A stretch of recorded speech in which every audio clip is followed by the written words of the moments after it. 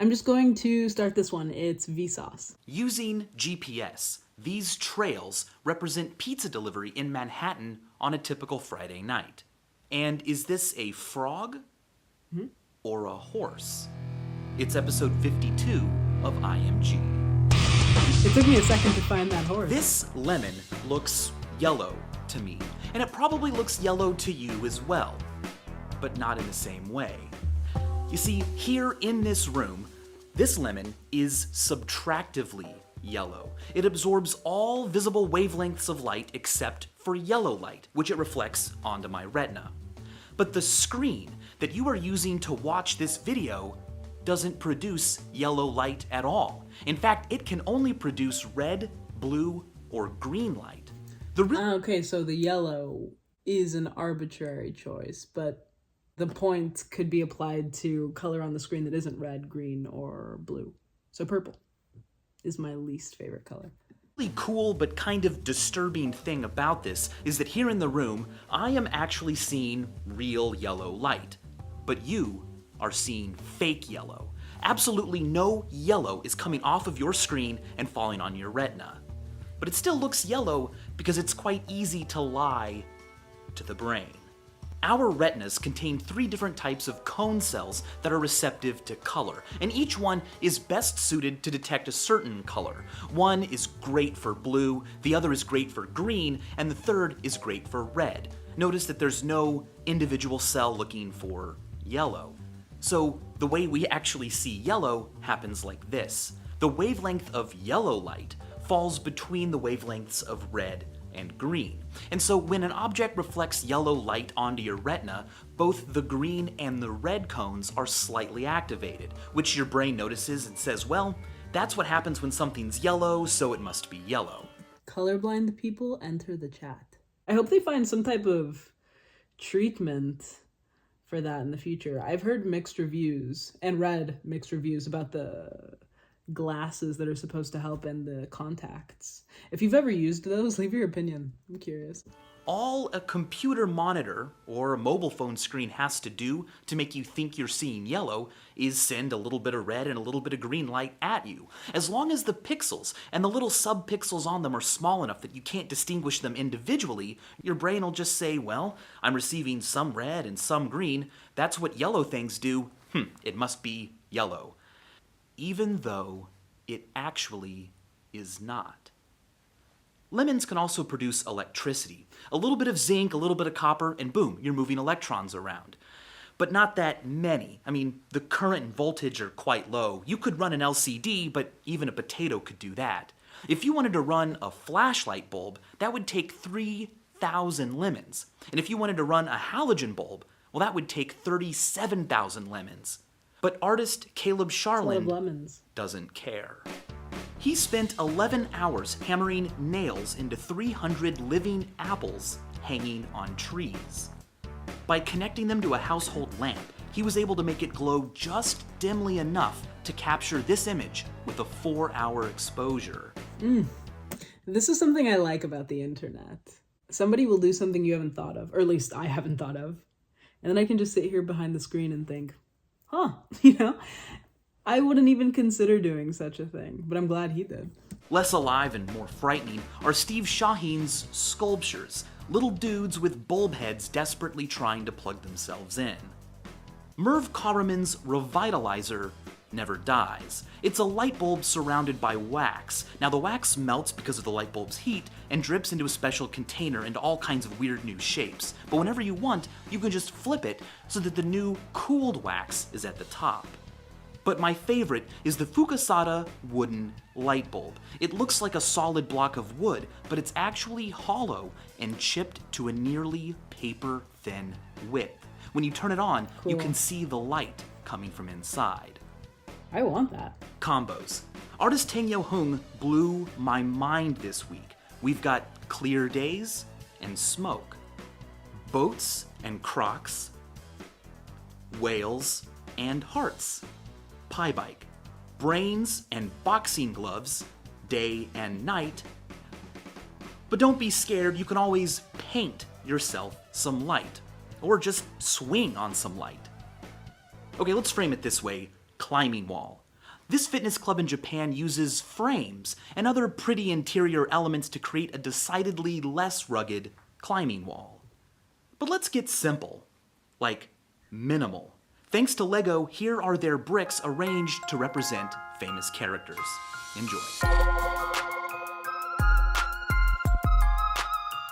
Marge's hair stands out. Never seen Smurfs. Or South Park. Now for some art. Illusions. Here's a cute couple, but can you see in this very same image the baby they will soon have? Or how about these zebras? There's a lion hiding amongst them. Can you find it? Billboards can be clever, but here's a great one that makes it look like someone is pushing out a section of the building. But I feel that he just gave me the equivalent of an ink blot test, and I only got a 50%. how many of you will remember seeing it? If Just we assume failed. that you don't remember experiencing major cultural events before you're 5 or 6 years old, that means that every year there are fewer and fewer people alive who remember experiencing recent historical events. XKCD made this amazing chart to show when, in the future, the majority, more than half of living Americans will not remember being alive when certain things happened. For instance, he calculated using data from the US Census Bureau that 2012, this very year, is the first year in American history since in which fewer than half of living Americans remember being alive in the 1970s. By 2041, most of us won't remember a time when Pluto was actually called a planet. By 2043, most of us alive won't remember living during George W. Bush's presidency. And by 2047, more than half of living Americans will not have been alive to have remembered anything that you did today. Like when you made that funny face in the yearbook. No, that funny face. That was an interesting one at the end. That is also why speaking to my grandparents, or just older people in general, is so important to me. Like, my grandma was born towards the end of World War II, so she's lived so many events that I can only read about. And even then, there's revisionist history and misrememberings and all the other factors that could distort historical understanding. But I guess that's the cycle. I don't know how we got to that subject from what we were talking about at the beginning, but that's what I like about a Vsauce video. So I'll make sure to link the video and the channel in the description for you. And now I'm thinking of historical events in my lifetime that I think were impactful enough to remember, hopefully until my end. What could they be, though? I want to say 9/11, but then I'm not even too sure that I was conscious to remember what happened that day. I think my memory of 9/11 is what my parents told me happened. So in that case, the year Y2K falls under the same category. Lots of wars in my lifetime. Brexit happened, iPhone 1, Facebook. Not in that order. Okay, so we'll go in order of year. I guess Y2K would come first, 9/11, war, Facebook. What came after that? I'm not sure if financial crisis of '08 or the iPhone first generation came first. So after iPhone, Brexit, the pandemic. That's all I have in my mind right now. List your top 3 or top 5. What are going to be the next 3 is the real question. Maybe some type of sentient AI. More geopolitical conflict seems like a promise at this point. Jeez. Hopefully they can have some type of non-threatening scientific discovery would be great. A cure for some horrible disease. That'd be nice. Leave your thoughts on this one. So for today's literary recommendation, I don't remember if I brought up this book in the past. It's called Sex, Drugs, and Cocoa Puffs, a Low Culture Manifesto. It's a collection of 15 to 20 essays on pop culture from the 80s to the early thousands. So I do think that you probably need, on a scale of 1 to 10, maybe a 7 proficiency in pop culture, or just a willingness to look things up. but it gives commentary on everything from music to television to The Sims to commentary on how we consume media to Radiohead. I'd actually like to find another book like that. Or if you can think of a video that talks about important events of the last 100 years in some type of list format, please tell me and we'll watch it on the channel.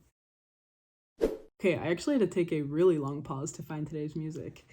The best I could do was color-related songs. So list your color-related songs down below. But the first one I thought of is a classic, White Rabbit by Jefferson Airplane.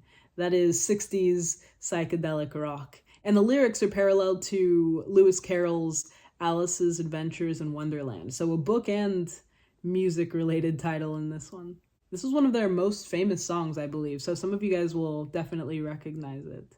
And if not, maybe the next track, which is Redbone by Childish Gambino, also known as Donald Glover from that show Community, which I've never seen, but I know it was big.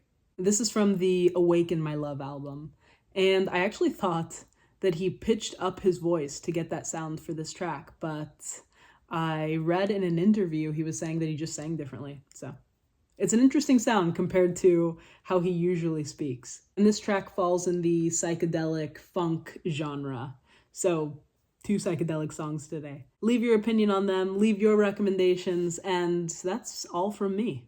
So thank you for watching with me. I'll catch you next time.